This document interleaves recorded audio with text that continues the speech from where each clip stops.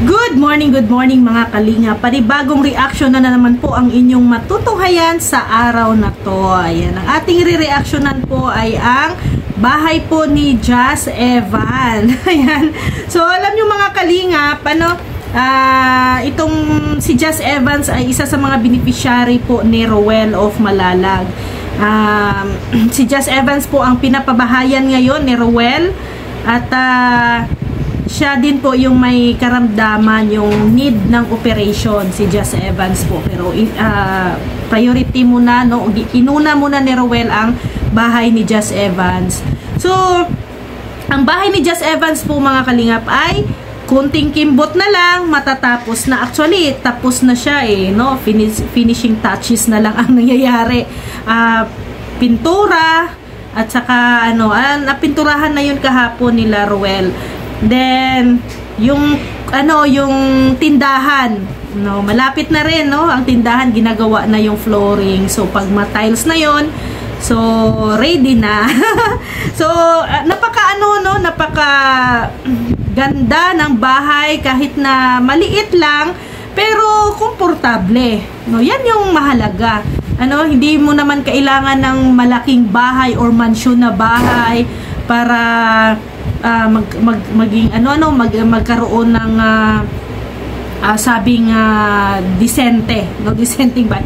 Kahit maliit lang, basta maganda, malinis, at syempre yung mga taong naninirahan doon ay mapagmahal, may respeto, no, at syempre ay may takot sa Diyos, no. Yan ang mahalaga.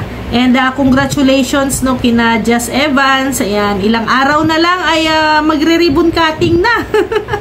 At syempre napaka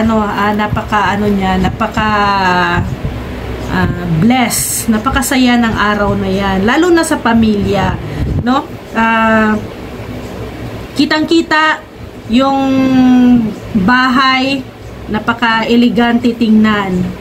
Yan yung mga uso ngayon na mga bahay, no. Ang mga pag maliit ang space mo, ang spasyo ng area, so ikaw ang gagawa ng paraan or design paano maging maganda ang impact or maging elegant tingnan ang bahay mo. So tamang-tama yan, no. Tamang-tama talaga ang liit ng bahay sa pamilya. Tamang-tama lang. Kasi yun lang naman din talaga ang lupa, no, luti na kasya sa bahay nila. So, sinimula na ang tindahan, panibagong pamilya na naman ang natutulungan ng Team Kalingap, lalo na sa kay Rowell of Malalag. At syempre, sa tulong yan ng mga butihing sponsors na nagtitiwala, no, at nagmamahal din kay Rowell of Malalag. Syempre, hindi magagawa yan ni Rowell of Malalag kung wala din po ang tulong ninyo at alalay po, no. Ang mga sponsors po kasi isa yan sa mga partnership ng mga vlogger. Kaya dapat na alagaan, pag-aingatan talaga ang mga sponsor. Kasi sila po yung partnership sa lahat ng mga project na ginagawa ng vlogger. So, itong bahay na to mga kalingap, at syempre ang business na coming soon, isang malaking blessing yan para sa pamilya. Sasalubungin nila ang 2024 na may maginhawang buhay, no? Kung i-compare natin yung dati nilang buhay, deserving naman po talaga sila natulungan. Kasi kung i-flashback natin or natin yung buhay ni Jazz Evans dati, yung kanilang bahay, grabe, sira na talaga, lalo na pag maulan, basang-basa sila.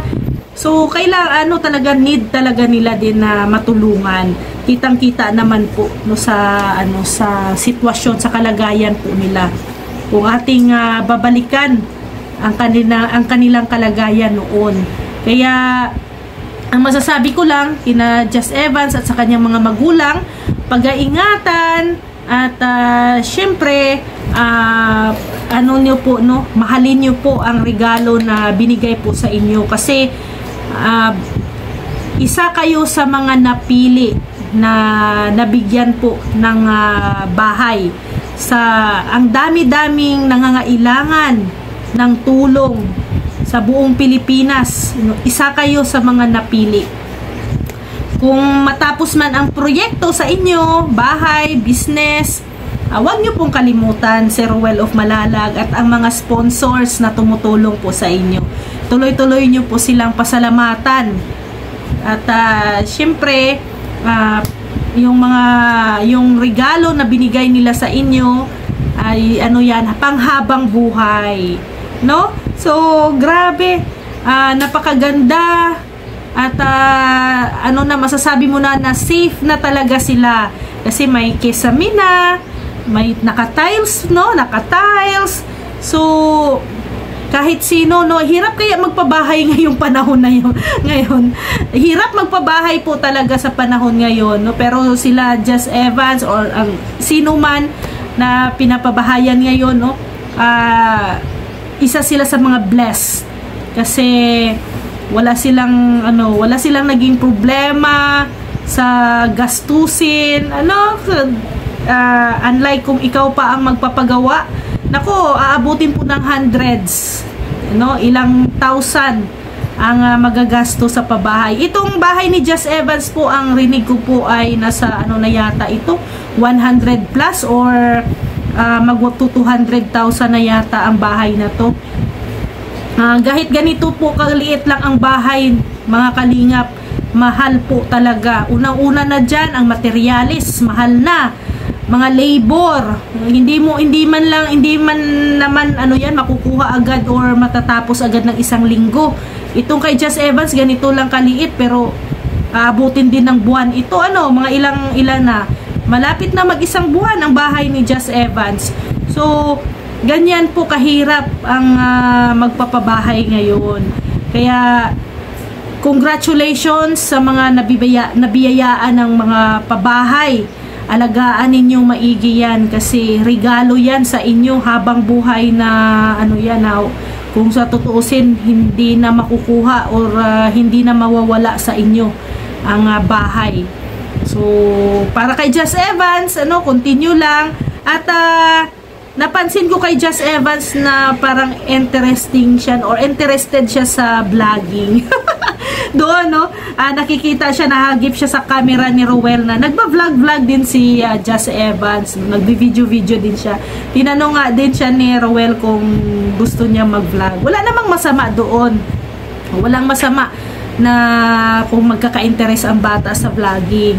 Kasi, syempre, ang vlogging naman po ay, open yan sa lahat. Kahit sino pwedeng gumawa ng channel, pwedeng mag-vlog.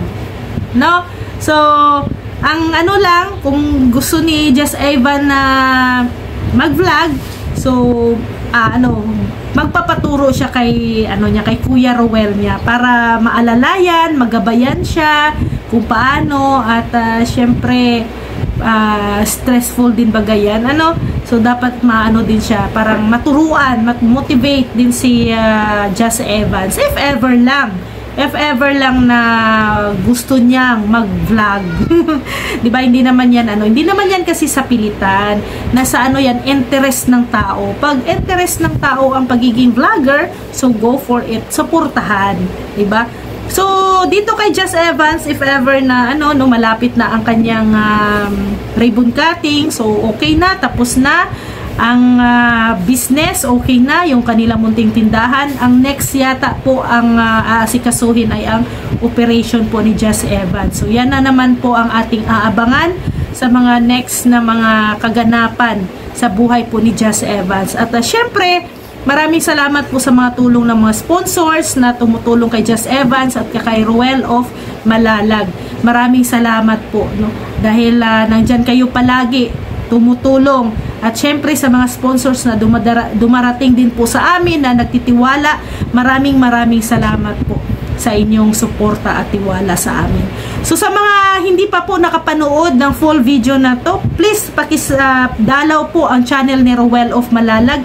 Nandoon po lahat ang detalye ng kanyang video tungkol kay Just Evans. So sa mga hindi pa po nakasubscribe, nakafollow sa channel po ni Ruel of Malalag, Rachel Morales Vlog, Kuya Val Santos Matubang, Ate Edna Vlogs, and Kalinga Prab.